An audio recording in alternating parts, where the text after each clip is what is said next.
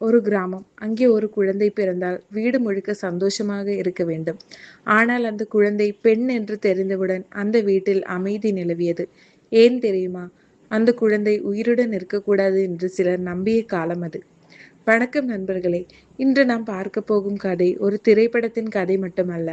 ஒரு காலத்தில் தமிழ்நாட்டின் சில பகுதிகளில் நடந்த கொடூரமான உண்மையை உலகம் முழுவதும் அறிய வைத்த ஒரு படைப்பின் கதை. அந்த திரைப்படம்தான் கருத்தம்மா. 1994ஆம் ஆண்டு இந்த படம் வெளியான போது மக்கள் திரையரங்கில் இருந்து கண்கலங்கியே வெளியே வந்தார்கள். ஏனெனில் அவர்கள் பார்த்தது ஒரு கற்பனை கதை அல்ல, நம் சமூகத்தின் வேதனையான ஒரு முகம். கதை ஒரு வறண்ட கிராமத்தில் தொடங்குகிறது. மழை அரிது, வறுமை அதிகம். அந்த ஊரில் ஒரு கொடூரமான நம்பிக்கை தலைமுறை தலைமுறையாக வாழ்ந்து கொண்டிருந்தது. பெண் குழந்தை பிறந்தால் அது குடும்பத்திற்கு சுமை. இந்த எண்ணம் எத்தனை உயிர்களை பறித்தது என்று யாருக்கும் தெரியாது. அந்த கிராமத்தில் வாழும் ஒரு குடும்பத்தில் ஒரு பெண் குழந்தை பிறக்கிறது. அந்த சிறிய குழந்தை உலகத்தை பார்க்க கூட முன் அவளின் உயிரை பறிக்க முடிவு செய்கிறார்கள். இந்த காட்சிகள் பார்ப்பவர்களின் மனதை உலுக்கும். ஆனால் எல்லோரும் அப்படி இல்லை. சிலருக்கு மனசாட்சி இருந்தது. ஒரு குழந்தை ஆனா பெண்ணா என்பது அவளுடைய தவறு அல்ல என்று நினைத்தவர்கள் இருந்தார்கள். அந்த போராட்டத்தின் நடுவே வளர்கிறாள் கருத்தம்மா.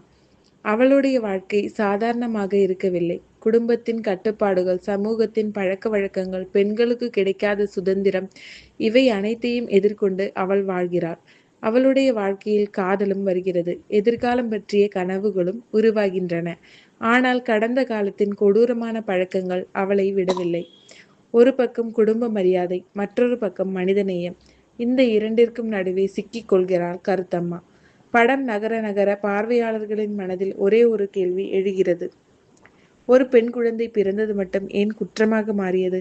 இயக்குனர் இந்த கேள்வியை எந்த வசனத்தாலும் அல்ல, காட்சிகளால் நம் மனதில் பதிக்கிறார்.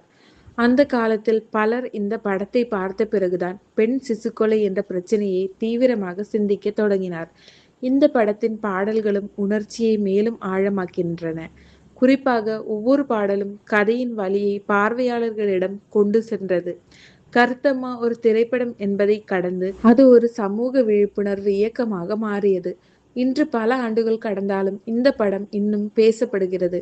காரணம் அதன் கதை அல்ல, அது எழுப்பிய கேள்விகள் இன்னும் நம்மிடையே இருப்பதுதான். ஒரு சமூகத்தின் உண்மையை மாற்ற சில நேரங்களில் ஒரு திரைப்படம் போதும். இந்த கதையிலிருந்து நாம் கற்றுக்கொள்ள வேண்டிய ஒன்றே ஒன்று: ஒவ்வொரு குழந்தையும் சமம்.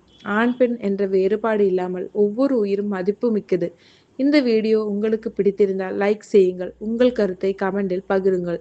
இது போன்ற உண்மை சம்பவங்கள் மற்றும் சமூக விழிப்புணர்வு கதைகளுக்கு எங்கள் சேனலை சப்ஸ்கிரைப் செய்ய மறக்காதீர்கள். நன்றி. மீண்டும் ஒரு புதிய கதையுடன் சந்திப்போம்.